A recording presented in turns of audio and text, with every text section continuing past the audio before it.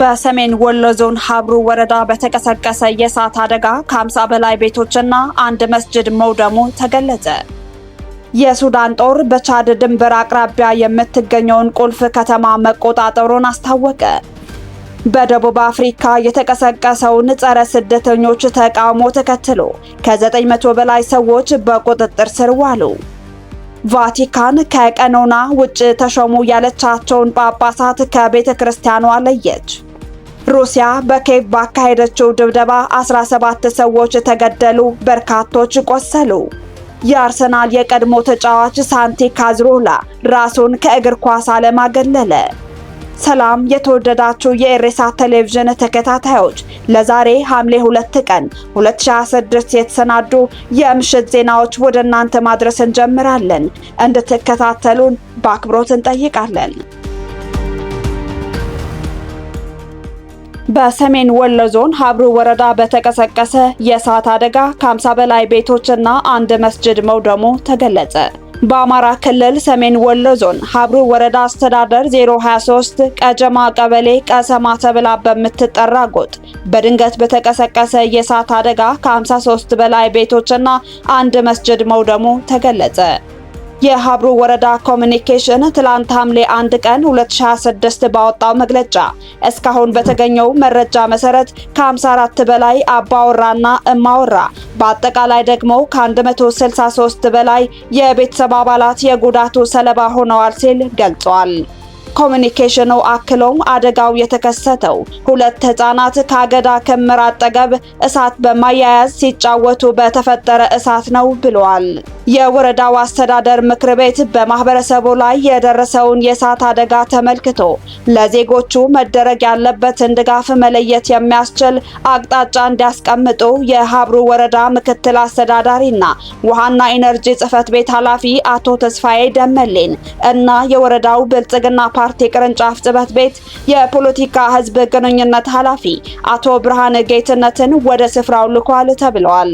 መግለጫው ሁለቱም ኃላፊዎች አደጋው ወደ ደረሰበት ቦታ አቅንተው ጉዳቱን ተዘዋውረው ካዩ በኋላ ተጎጂዎችን በአካል አግኝተው በደረሰባቸው ከፍተኛ ጉዳት እጅግ ማዘናቸውን ገልጸዋል ሲል አክለዋል። በተጨማሪም ተጎጂዎችን ከዕለት ድጋፍ ጀምሮ በዘላቂነት ለማቋቋም እንዲቻል የጉዳቱን መጠን በትክክል ሊያጠና የሚችል የቴክኒክ ቡድን ተዋቅሮ ወደ ስፍራው እንዲሄድ መደረጉ ተጠቅሷል። የወረዳው ምክትል አስተዳዳሪ አቶ ተስፋዬ የተቋቋመው የቴክኒክ ቡድን የጀመረውን ስራ አጠናቆ ሲጨርስ ተጨማሪ መረጃዎች ይፋ እንደሚደረጉ ገልጸዋል። በዜጎች ላይ የደረሰውን ጉዳት ለመታደግ በመንግስት በኩል ስራዎች እየተሰሩ ይገኛሉ ያሉት ኃላፊው በጎ አሳቢ ግለሰቦች፣ በጎ አድራጊ ማህበራት፣ ወጣቶች፣ የወረዳው ህዝብ፣ በውጭ የሚኖሩ ኢትዮጵያውያንና ትውልደ ኢትዮጵያውያን እንዲሁም ግብረሰናይ ድርጅቶች ድጋፍ እንዲያደርጉ ጥሪ አስተላልፈዋል። የሱዳን ጦር በቻድ ድንበር አቅራቢያ የምትገኘው ቁልፍ ከተማ መቆጣጠሩን አስታወቀ። የሱዳን ጦር በቻድ ድንበር አቅራቢያ የምትገኘውን ስትራቴጂካዊቷን ኩልብስ ከተማ መልሶ መቆጣጠሩን አስታወቀ። ይህም ባለፈው ዓመት ኤልፋሽር ከተማ በፈጣን ድጋፍ ኃይሎች አርኤስኤፍ እጅ ከወደቀች ወዲህ በምዕራብ ዳርፉር የተመዘገበ ትልቁ ወታደራዊ ስኬት ተደርጎ ተወስዷል። ከሚያዝያ 2015 ዓ.ም ጀምሮ ከመደበኛው የሀገሪቱ ጦር ጋር በግጭት ውስጥ የሚገኘው የፈጣን ድጋፍ ኃይል ኤልፋሽርን ከተቆጣጠረ በኋላ አብዛኛውን የዳርፉር ክልል በእጁ ማስገባቱ ይታወሳል። በሌላ በኩል የመንግስት ጦርና የታጠቁ ቡድኖች አጋር የሆነው የጋራ ኃይል በቻድ ድንበር መስመር ላይ ያሉ የተወሰኑ አካባቢዎችን መቆጣጠር ችሏል። ኩልብስ ከተማ በሰሜን ዳርፉር በሚገኘውና በመንግስት ጦር ቁጥጥር ስር ባለው የአልቲና የድንበር ከተማና በፈጣን ድጋፍ ኃይሎች አርኤስኤፍ ቁጥጥር ስር ባለችው በምዕራብ ዳርፉር ዋና ከተማ ኤል ጀኒና የድንበር ኮሪደር መካከል የምትገኝ ስትራቴጂካዊ ስፍራ ናት። የጋራ ጦሩ ሰኞ ምሽት ባወጣው መግለጫ ተዋጊዎቹ ወሳኝ ጦርነት ካካሄዱ በኋላ በምዕራብ ዳርፉር የምትገኘውን ከተማ ሙሉ ለሙሉ ተቆጣጥረዋል ብለዋል። በዚህ ውጊያ በፈጣን ድጋፍ ኃይሎች RSF ላይ ከፍተኛ ሰብአዊና ቁሳዊ ኪሳራ ማድረሳቸውን እንዲሁም ወታደራዊ ተሽከርካሪዎችንና የጦር መሳሪያዎችን መማረካቸውን ገልጸዋል።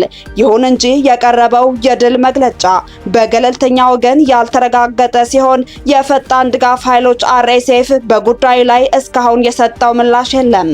ከመንግስት ጦር ጎን የተሰለፈ ሌላ ቡድን በበኩሉ ባወጣው መግለጫ የፈጣን ድጋፍ ኃይሎች የኩሉብስን ከተማ ድንበር አቋርጠው ለሚገቡ በሺዎች የሚቆጠሩ ተዋጊዎች መሰባሰቢያና ከኤል ጀኒና ጋር ለተያያዘው የአቅርቦት መስመር እንደ ዋና ማዕከል ሲጠቀምባት እንደነበር ገልጸዋል። በአካባቢው መገናኛ ብዙሃን የተሰራጩ ተንቀሳቃሽ ምስሎች የሱዳን ጦር የደንብ ልብስ የለበሱ ወንዶች የምዕራብ ዳርፉር ክልል ኩሉብስ ወረዳ የሚል ጽሑፍ ያረፈበት ታፔላ ፊት ሆነው ደስታቸውን ሲገልጹ አሳይተዋል።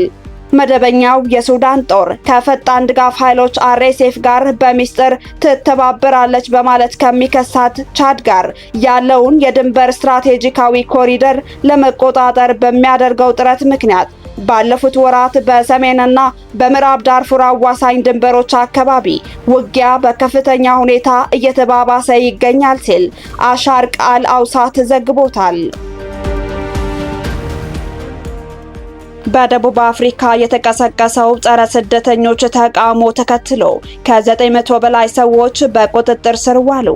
በደቡብ አፍሪካ ማክሰኞ ዕለት የተካሄደውን ጸረ ስደተኞች ተቃውሞ ተከትሎ የአገሪቱ ፖሊስ ከ900 በላይ ሰዎችን በቁጥጥር ስር መዋሉን ረቡዕ ዕለት አስታውቋል። የተካሄዱት ሰልፎች በአብዛኛው ሰላማዊ የነበሩ ቢሆንም በአንዳንድ አካባቢዎች ወደ ሁከት መቀየሩንና የንግድ ሱቆችን መዘረፋቸው ፖሊስ ገልጸዋል። የብሔራዊ ፖሊስ ምክትል ኮሚሽነር ተቤሎ ሞሲክሊ በሰጡት ጋዜጣዊ መግለጫ በአገሪቱ ከተካሄዱት 120 ሰልፎች መካከል 108ቱ ሙሉ በሙሉ ሰላማዊ የነበሩ ሲሆን 12ቱ ግን የፖሊስን ጣልቃ ገብነት የጠየቁ ናቸው ብለዋል። አክለውም ለሰዎቹ መታሰር ምክንያት የሆኑት የኢሚግሬሽን ሕግ ከመጣስ፣ ከህዝባዊ ሁከት ማነሳሳት፣ ሰነድ የሌላቸውን ስደተኞች ከማስጠጋት እንዲሁም ከዝርፊያ ጋር የተያያዙ መሆናቸውን ጠቁመዋል። ፖሊስ ባወጣው ሌላ መግለጫ ማክሰኞ ምሽት በጆሃንስበርግ አሌክሳንድራ አካባቢ ነዋሪዎች በውጭ ሀገር ዜጎች የተያዙ ትናንሽ የሰፈር ሱቆችን በመዝረፍ ላይ በነበሩበት ወቅት አንድ ሰው በጥይት ተመቶ መገደሉን አስታውቋል። በሁኔታው ሳቢያ በአገሪቱ ካሉት 9 ግዛቶች የደህንነት ስጋት ውስጥ በገቡት 5ቱ ላይ ተጨማሪ የፖሊስ ኃይል ሌሊቱን የተሰማራ ሲሆን 2 ሰዎች በደረሰባቸው የጥይት መቁሰል አደጋ ለጉዳት በተዳረጉበት በጆሃንስበርግ ሄልብሮው አካባቢ ደግሞ የወታደራዊ ኃይል እንዲሰማራ ተደርጓል። በወደብ ከተማዋ ደርባንም ፖሊስ ተቃውሞው ከጀመሩ ጥቂት ቀደም ብሎ በስጋት ምክንያት ከአንድ ህንፃ 8ኛ ፎቅ ላይ ዘሎ ስለወደቀውና ህይወቱ ስላለፈው የውጭ ሀገር ዜጋ ጉዳይ መርማሪ ቡድን ማቋቋሙን አስታውቀዋል። የማክሰኞው ህዝባዊ ሰልፍ የተደራጀው ጸረ ስደተኛ የሆኑ እንቅስቃሴ አራማጅ ቡድኖች ሰነድ የሌላቸው የውጭ ሀገር ዜጎች በሙሉ ደቡብ አፍሪካን ጥለው እንዲወጡ ያስቀመጡትን ይፋዊ ያልሆነ ቀነ ገደብ መጠናቀቁን ተከትሎ ነው። ይህ አገር አቀፍ ተቃውሞ የተቀሰቀሰው ባለፉት ወራት ስደተኞች ከቀያቸው እንዲፈናቀሉ፣ የንግድ ድርጅቶቻቸውና ንብረቶቻቸው እንዲወድሙ በማድረግ ዓለም አቀፍ ትችትንና ውግዘትን ሲያስከትል የቆየውን አለመረጋጋት ተከትሎ መሆኑን የሮይተርስ ዘገባ ያመለክታል። ቫቲካን ከቀኖና ውጭ ተሾሙ ያለቻቸውን ጳጳሳት ከቤተ ክርስቲያኗ ለየች። ቫቲካን ዛሬ ከእጅግ ወግ አጥባቂው ማህበር ከቅዱስ ፒየስ 10ኛ 6 ጳጳሳትን አወገዘች። ከቤተ ክርስቲያኗ ከተገነጠለው ከዚህ የካቶሊክ ቡድን ጋር በይፋ ግንኙነት ያለው ማንኛውም አማኝ ተመሳሳይ ጣፈንታ እንደሚገጥመው ማስጠነቀቀች። ቫቲካን ጳጳሳቱን ከቤተ ክርስቲያኗ የለየችው ባህላዊ የሚባለው ቡድን ከድርጊቱ እንዲቆጠብ ርዕሰ ሊቃነ ጳጳሳት ሊዮ 14ኛ ያቀረቡትን ተማጽኖ በግልጽ ወደ ጎን በመተው 4 አዳዲስ ጳጳሳትን በሾመ ማግስት ነው። የጳጳሳቱን የሽሞት ስርዓት ከቫቲካን ካቶሊካዊ የእምነት አስተምህሮ የመለያየት ባህሪ ያለው ድርጊት ነው ያለው የቫቲካን ውሳኔ ሲመቱ ቆኖናዊ ሕግን የጣሰና የተወገዙ ጳጳሳትን የሚለይ ነው ብሎታል። ውግዘቱ የሚመለከታቸው አዲስ የተሾሙት 2 ፈረንሳዊ፣ 1 አሜሪካዊና 1 ስዊዛዊ ጳጳሳት እንዲሁም በደቡብ ምዕራብ ስዊዘርላንድ ኢኮን ውስጥ በተካሄደው የሹመት ስነ ስርዓት ላይ የተገኙ 2 ነባር ጳጳሳት ናቸው። ከዓለም ዙሪያ የተሰባሰቡ በሺዎች የሚቆጠሩ ምዕመናን የተገኙበት የጳጳሳቱ የሹመት ስነ ስርዓት የተጀመረው የማህበሩ ዋና ጸሐፊ ሮካውልት ሌሮክስ ማንኛውም ቅጣቶችና ወቀሳዎች ዋጋ ቢስ ናቸው ሲሉ ባሰሙት ንግግር መሆኑን ዶቼ ቬሌ ዘግቦታል። ሩሲያ በኬቭ ባካሄደችው ድብደባ 17 ሰዎች ተገደሉ፣ በርካቶች ቆሰሉ። ሩሲያ ከትናንት ሌሊት አንስቶ እስከ ዛሬ ጠዋት ድረስ በዩክሬን ዋና ከተማ ኬቭ ላይ ባካሄደችው የድሮንና የሚሳኤል ጥቃት ቢያንስ 17 ሰዎች ሲገደሉ በርካቶች ደግሞ መቁሰላቸውን የዜና አውታሮች ዘገባ ያመለክታል። ጥቃቱ የተፈጸመው ዩክሬን በሩሲያ የነዳጅ ዘይት ተቋማት ላይ በጣለቻቸው ጥቃቶች ሩሲያ ለደረሰባት የነዳጅ እጥረትና በፕሬዝዳንት ፑቲን ላይ ላደረሰችው ጫና አጸፋ መሆኑን ሞስኮ አስታውቃለች። ለ11 ሰዓታት በዘለቀው በዚህ ድብደባ ኬቭ በከባድ ፍንዳታዎች ተንጣለች። በከተማይቱ 30 ስፍራዎች ውስጥ የሚገኙ የመኖሪያ ህንፃዎችና የሲቪል መሰረተ ልማቶች ላይ ጉዳት ደርሷል።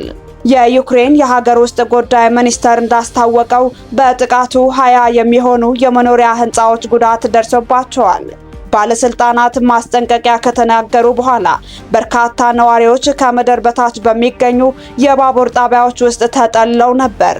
የእርዳታ ሰራተኞች ከፍርስራሾች ስር የተቀበሩ ሰዎችን እየፈለጉ ነው። የዩክሬን ባለስልጣናት እንደተናገሩት በሩሲያ የነዳጅ ዘይት ተቋማት ላይ ተደጋጋሚ ጥቃቶች ያደረሱት ፑቲን ወደ ድርድሩ ጠረጴዛ እንዲመጡ ለማስገደድ መሆኑን ዘገባው አክሎ ያስረዳል። በመጨረሻም የአርሰናል የቀድሞ ተጫዋች ሳንቲ ካዞርላ ራሱን ከእግር ኳስ ዓለም አገለለ። ስፔናዊው የአርሰናል የቀድሞ ተጫዋች ሳንቲ ካዞርላ ራሱን ከእግር ኳስ ዓለም ማግለሉን ይፋ አድርጓል። የመድፈኞቹ የቀድሞ ተጫዋች ሳንቲ ካዞርላ በ41 ዓመቱ ጫማውን መስቀሉን በማህበራዊ ትስስር ገጹ አስፍሯል። ተጫዋቹ ያለፉትን 3 የውድድር ዓመታት በልጅነት ክለቡ ሪያል ኦቬዶ ማሳለፉን ይታወሳል። ሳንቲ ካዞርላ በተጫዋችነት ዘመኑ ለአርሰናል፣ ቪያሪያል፣ ማላጋና አልሳድ ለመሳሰሉ ክለቦች ተጫውቶ አሳልፏል። ሳንቲ ካዞርላ በብዙዎች የእግር ኳስ ደጋፊዎች ተወዳጅ ተጫዋች መሆኑን ዘገባዎች ያመለክታሉ።